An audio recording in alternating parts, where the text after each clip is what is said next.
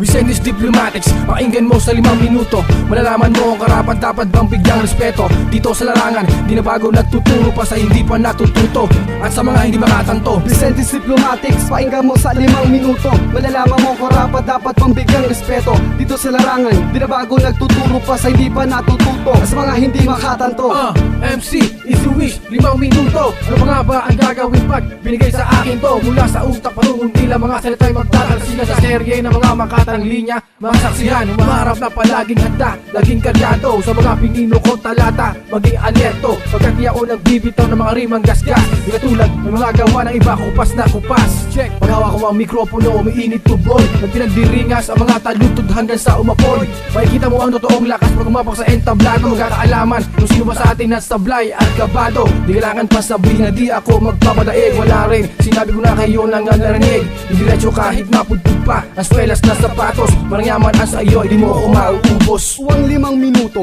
tiyak at sigurado. Walay ko sa mga katulad ko na mensahero, nagsanay hanggang sa mga alay, nasanay at binaybay. Yan tagumpay, madadal lang ang buka ng liwayway. Walang nasayang na segundo, nagtuturo parang guro. Nilalatalaan siya tunay at hindi nagpapapekto. May mga depektong kaalitan, kakalatan sa larangan na dungisan ang iningatang pangalang inilagaro. Maragari kahit di marinig ang buri, kung sakaling magkaburi, kumulay ang bahagari. Babahagi lagi ang mabuti, positibong sinasabi sa sarili. Yaan mo, wag na maghahari. Kapag di maasarili, di lang ikaw ang matindi. Itindihin at palawakin, magmatsyag at wag bumase sa pusura o itsura kahit na mukhang basura. Dahil mas pinaka-importante may respeto sa sarili. Vicente's Diplomatics, pakinggan mo sa 5 minuto. Malalaman mo ang karapat dapat bang bigyang respeto. Dito sa larangan, di na bago nagtuturo pa sa hindi pa natututo at sa mga hindi makatanto. Vicente's Diplomatics, pakinggan mo sa 5 minuto. Malalaman mo ang karapat dapat bang bigyang respeto. Dito sa larangan, di na bago nagtuturo pa sa hindi pa natututo at sa mga hindi makatanto. 5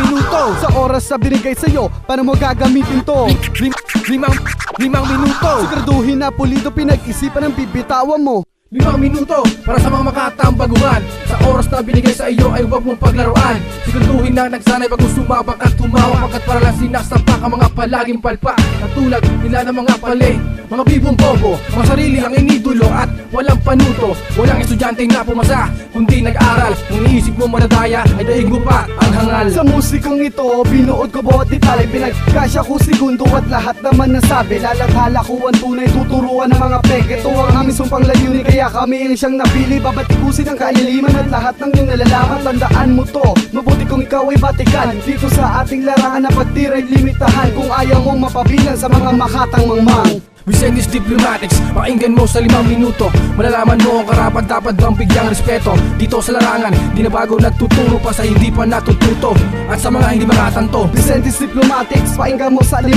minuto. Malalaman mo ang karapat dapat bang bigyang respeto. Dito sa larangan, di na bago nagtuturo pa sa hindi pa natututo at sa mga hindi makatanto. Vicente's Diplomatics, pakinggan mo sa 5 minuto. Malalaman mo ang karapat dapat bang bigyang respeto. Dito sa larangan, di na bago nagtuturo pa sa hindi pa natututo at sa mga hindi makatanto. Vicente's Diplomatics, pakinggan mo sa 5 minuto. Malalaman mo kung karapat dapat bang bigyang respeto. Dito sa larangan, di na bago nagtuturo pa sa hindi pa natututo at sa mga hindi makatanto.